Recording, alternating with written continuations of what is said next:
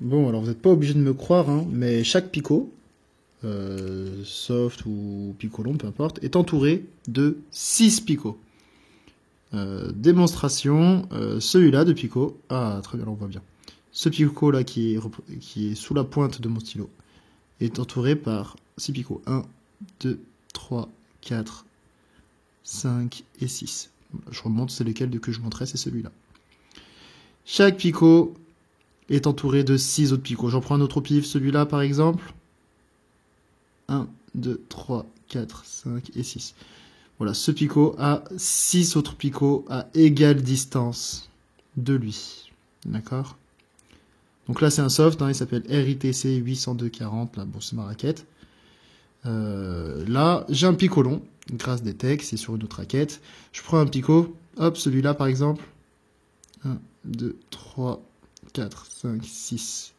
Je suis pas assez droit, je vais prendre plus par là, je serai un peu plus droit. Ce picot-là par exemple.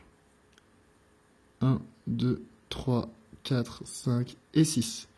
Ok, chaque picot est entouré de 6 picots. Ils sont réguliers comme ça, tous les picots. Hein. Donc là, c'est un soft, là, c'est un picot long. Là, j'ai un autre soft, là, par exemple. Hop, je peux le prendre et je regarde. Ils sont vachement fins, les picots de ce soft. Ce qui fait que c'est plus difficile à bien analyser. Alors, hop, ce picot-là, vous le voyez, celui-là de picot. 1, 2, 3, 4, 5 et 6. Ok, je parlais de ce picot-là. Bon, voilà, chaque picot est entouré de 6 picots. Croyez-le ou non, c'est la vérité. Pourquoi je vous dis ça? Parce que ça va être important de le comprendre ici. Là, j'ai dessiné des picots. Et donc, bien dessiné, ce qui n'est pas le cas ici, on va se rendre compte qu'il y a des triangles équilatéraux de partout, en fait. Entre chaque picot, lorsqu'on dessine des traits, on a des triangles équilatéraux. Pourquoi je le précise? Parce que après, je vais vous montrer un calcul qui va nous permettre, qui va être utilisé grâce au savoir que l'on a avec le triangle équilatéral. Un picot, pour savoir s'il inverse beaucoup ou pas, de par sa configuration, on a deux caractéristiques qu'on nous donne sur le catalogue Waxport. C'est la longueur du picot et sa largeur. Moi, je vais vous dire que ce qui nous intéresse le plus, c'est la largeur du picot, donc là, pas de souci, mais non pas la longueur en deuxième position, mais surtout l'espacement entre deux picots. Ici, je vous montre, si la balle touche cette zone-là, lorsque je touche un picot, je vais toucher 4 picots, ok? J'essaie de faire un cercle, globalement, je vais essayer de faire le même après. La balle va rebondir ici, elle va faire 4, alors elle va toucher 4 picots. Si je fais la même chose ici, si je touche la même surface à peu près, on s'aperçoit qu'elle en touchait déjà 5, 6, quoi. Ok? Parce que ici, les picots sont plus resserrés. Ok? Et donc, savoir si un picot va beaucoup inverser ou pas, la question qu'on va principalement se poser, est-ce que je vais avoir beaucoup de frottement ou très peu de frottement? Si je veux que mon picot inverse beaucoup, je vais essayer d'éviter les frottements, donc d'avoir le moins de frottement possible. Pour avoir le moins de frottement possible, les picots qui sont très espacés permettent un minimum de frottement. Plus les picots sont resserrés, plus je vais toucher de picots. Donc je vais toucher par conséquent plus de surface. Et donc je vais avoir plus de frottement et donc moins d'inversion. Deuxième caractéristique, si mes picots sont plus gros, ce que j'essaie de faire ici par rapport à là, ça va être la différence entre ces deux-là. Parce que là, le centre de deux picots entre ici et ici, la distance pardon, entre ces deux picots par rapport au centre, je parle du centre de chacun des picots, c'est à peu près la même ici. Seulement ici, dans ce schéma, les picots sont plus gros. Donc ici, je vais peut-être toucher que 4 picots en faisant ce cercle-là, ce que va toucher la balle. Ici, je vais encore toucher que 4 picots, seulement les picots sont beaucoup plus gros, donc je vais avoir plus de frottement. Et si j'ai plus de frottement, j'ai moins d'inversion. Okay, ce qui compte pour inverser beaucoup avec les picots, c'est le minimum de frottement possible. 5 caractéristiques pour définir si je vais beaucoup inverser ou pas simplement par le picot. 1, est-ce que mon picot est gros ou fin? 2, est-ce que mes picots sont espacés ou resserrés? 3, est-ce que mon picot a de la mousse? S'il a de la mousse, je vais avoir du temps d'amortissement, donc du coup, ça va beaucoup plus amortir et donc avoir beaucoup moins d'inversion si j'ai de la mousse. 4, si j'ai de la mousse, est-ce qu'elle est dure ou est-ce qu'elle est tendre? Parce que si j'ai une mousse tendre, je vais pouvoir amortir encore plus longtemps. Si j'ai une mousse dure, la balle va tout de suite repartir et donc pas avoir le temps d'être longtemps amortie. Et enfin, numéro 5, est-ce que la surface de mon picot, il y a beaucoup de frottement ou peu de frottement? Donc globalement, ça veut dire est-ce que c'est plutôt proche de quelque chose de lisse ou plutôt proche de quelque chose de rugueux. Okay, sachant que les picots complètement lisses sont interdits, ne sont plus homologués. Voilà. Voilà, ce sont les donc 5 caractéristiques principales qui vont vous dire si votre picot inverse ou pas. Le plus important, c'est est-ce qu'il est rugueux ou lisse, mais de nos jours, en tout cas, les picots sont plutôt rugueux. Numéro 2, j'ai plutôt tendance à dire l'espace entre deux picots. Et numéro 3, il faut plutôt que les picots soient fins plutôt que gros. Voilà, et après 4 et 5, bon, c'est la question de la mousse. Donc, j'ai déterminé une formule qui me permet de définir la surface touchée d'une balle, parce qu'en fait, je vous remonte mes triangles. En fait, partout où la balle va aller, elle va se situer dans un triangle, ou alors dans 2 triangles. En tout cas, ça sera forcément dans des triangles, d'accord? Il y a à aucun endroit où ça ne touche pas de triangle. Donc, j'ai représenté un seul triangle ici, qui va être le représentant de tous les triangles de la disposition des picots. La surface qui a été coloriée, tac, c'est la surface que la balle va toucher, que la balle va frotter lorsqu'elle va toucher la palette. Bien évidemment, là, j'ai pas de picot, donc là, la balle ne va jamais toucher quelque chose à cet endroit-là. D'accord? Donc voilà, donc la question à se poser, c'est quelle est la place de la surface coloriée par rapport à la place d'un triangle entier. Et ça va nous définir si on va avoir un picot qui inverse ou non. D'accord? Si on est plus proche d'un picot qui va inverser, ou si on est plus proche d'un picot qui va mettre de l'effet. C'est deux choses qui sont complètement à l'opposé l'un de l'autre. On ne peut pas avoir un picot qui inverse beaucoup et qui, de par lui-même, peut mettre beaucoup d'effets. C'est soit l'un, soit l'autre. Il faut bien faire attention, les picots longs, les picots courts et les picots mi-longs sont définis uniquement par la largeur et la longueur des picots. Ils ne sont pas définis par s'ils inversent beaucoup ou pas. Mais par définition, en général, plus un picot était long et fin, il inversait les effets, et on les appelait les picots longs, et plus ils sont courts et gros, moins ils inversaient l'effet, ils ressemblaient très proches à un backside, en fait. Ils avaient régulièrement de la mousse, les softs, et donc on est sur quelque chose qui met de l'effet et non pas qui inverse. Cela étant, on peut très bien avoir des softs avec des picots très fins. J'en ai un, je vais vous montrer, c'est celui-ci. Il s'appelle Classique, et vous allez voir que les picots sont très fins. Classique de Andro. Alors là, ça se voit pas bien la marque et tout, mais bon, je vous demande de croire sur parole. Là, les picots sont assez fins. Je vous le montre. Ils sont aussi très resserrés les uns des autres. À titre de comparaison, ici, je vous montre un autre picot, alors un qui est assez connu, il s'appelle le Grasse Detect. Donc ça, c'est un picot long. Vous voyez que mon picot long a des picots plus gros, je dirais, que mon soft. Ah, là, on va bien voir. Là, les picots ici et les picots là à comparer, à vue d'œil. On compare à vue d'œil. Ils sont presque... Il y a quand même une différence. Bon, je vous laisserai mettre pause. Peu importe. Et donc, où est-ce que j'en étais?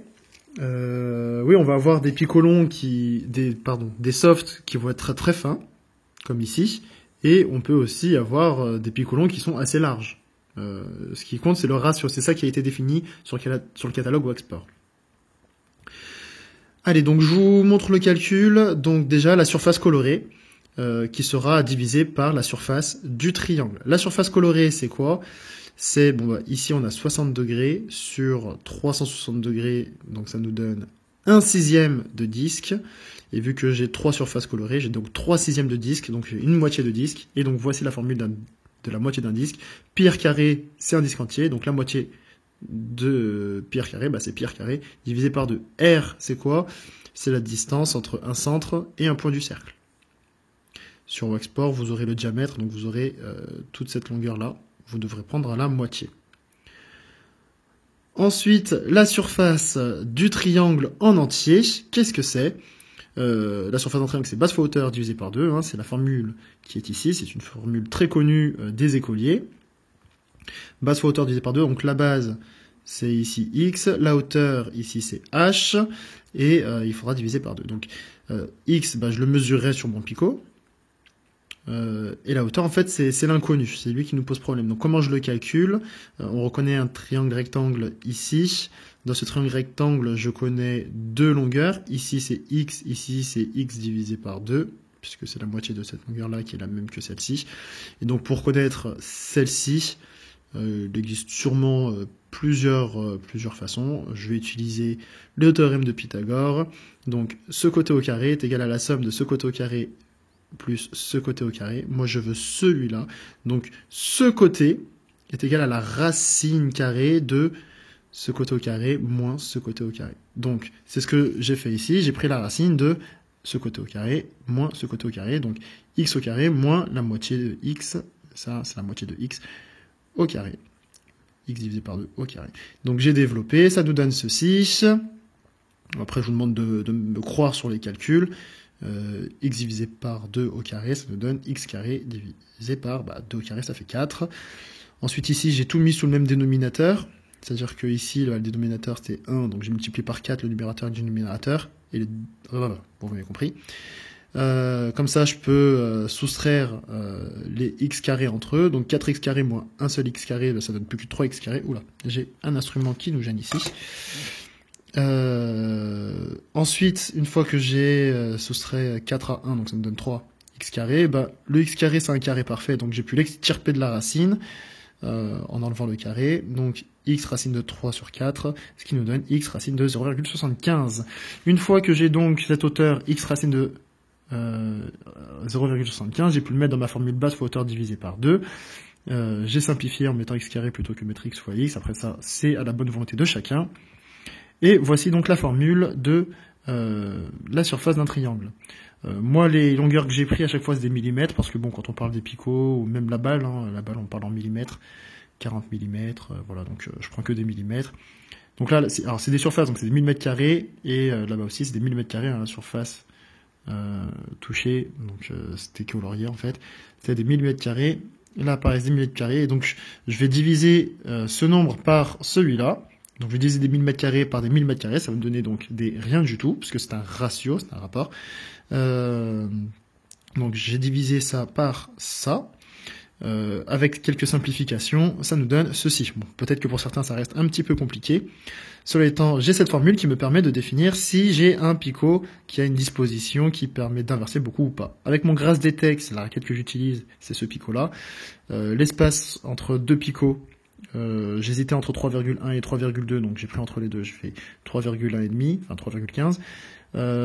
Sur internet, il est marqué que la largeur d'un picot c'est 1,65, le diamètre c'est 1,65, seulement moi j'ai mesuré 1,8 sur mon picot, donc j'ai pris la moitié de 1,8, moi mon picot j'ai pris les vraies mesures, donc je l'ai prise avec mon équerre, je l'ai même prise avec un mètre, j'ai trouvé les mêmes résultats, donc je me dis que ma mesure est plutôt fiable, à 1 mm près. Et si jamais c'était pas fiable parce que mon picot j'étais sur une mauvaise série de picots sur ce Grasdetek, et ben j'ai mesuré sur celui-là aussi. Et ben j'ai trouvé la même chose, figurez-vous. Et vous vous dites peut-être que je suis tombé sur deux mauvaises séries, et ben figurez-vous que j'ai un autre Grasdetek et j'ai encore retrouvé le même résultat. Ah mais là non mais là t'es tombé sur vraiment des mauvaises séries, ouais, mais j'ai un autre Grasdetek là. Et là encore, j'ai trouvé la même résultat. Bon bref, peu importe, des Grasdetek, j'en ai plusieurs, et donc je n'ai jamais trouvé 1,65 de diamètre sur mes picots. J'étais beaucoup plus proche de 1,8, donc c'est ce que j'ai utilisé pour utiliser le rayon. J'ai pris donc 0,9, la moitié de 1,8.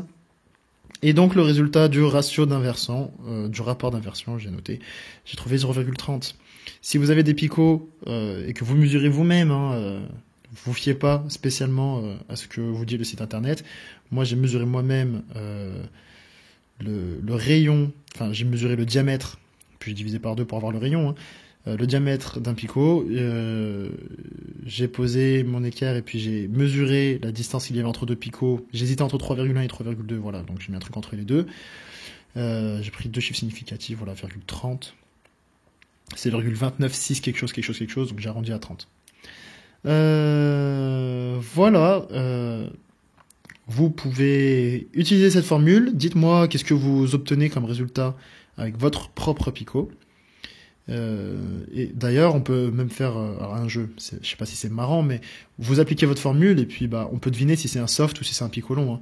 Plus on est proche d'un chiffre très bas, entre 0 et 0,5, on doit être sur du pico long, et tout ce qui se rapproche, tout ce qui est entre 0,5 et 1, on doit être proche d'un soft, quoi. Alors, j'ai dit des mesures là un peu au pif, hein, 0,5 et 1, là, tout ça. Je dis un peu au pif, mais voilà, je sais que le Grazetec, il est plutôt réputé pour inverser correctement les effets. Moi, je m'attendais à ce que le X, il soit proche de 4, parce que 4, c'est 4 mm, c'est l'espace maximum autorisé entre deux picots. Voilà, au cas où vous n'étiez pas au courant. Donc, plus vous êtes proche de 4, plus ici vous allez avoir un picot qui inverse vraiment bien. C'est pour moi une des caractéristiques principales. Hein, vraiment, c'est l'espace entre deux picots. Et vous testerez avec vos partenaires d'entraînement. Vous verrez si vous avez des picots qui sont proches de 4, comme à la place de X, si vous avez 4, vous avez des picots normalement qui inversent correctement. Voilà, alors bien évidemment, il ne faut pas que le picot soit super gros. Hein. Si vous avez des picots qui est super gros, du coup, bah, ça annule tout. Enfin, ça compense en fait un petit peu cette inversion, ce serait dommage. Mais voilà. Bon, n'oubliez pas que le plus important, c'est pas d'inverser l'effet non plus. Ok. Il n'y a pas que ça dans les défenses qui sont importantes. Il n'y a pas que la quantité d'effets, il n'y a pas que l'inversion. Il y a aussi les variations. Donc voilà. Là, c'était juste un calcul pour vous présenter un petit peu comment on peut voir l'inversion des effets avec des picots. C'est un petit peu barbare, hein. Il y avait des calculs, il y avait des schémas, beaucoup de calculs. Voilà, je vous demande de me faire confiance sur les calculs, et puis voilà. J'espère que cette vidéo vous aura appris des choses, qu'elle vous aura plu. Je vous dis à bientôt pour une prochaine vidéo.